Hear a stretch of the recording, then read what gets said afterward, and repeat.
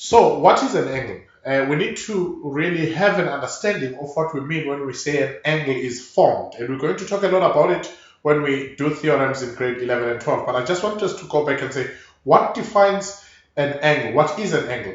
It can be defined as two rays or two line segments having a common end point. And very important, it is this common end point. I'm going to highlight it so that you make sure you remember it all the time. If we go to our diagrams here, you can see there at B, I've got that common endpoint for ray BA and ray BC, and therefore they form an angle as you can see it and as you know it.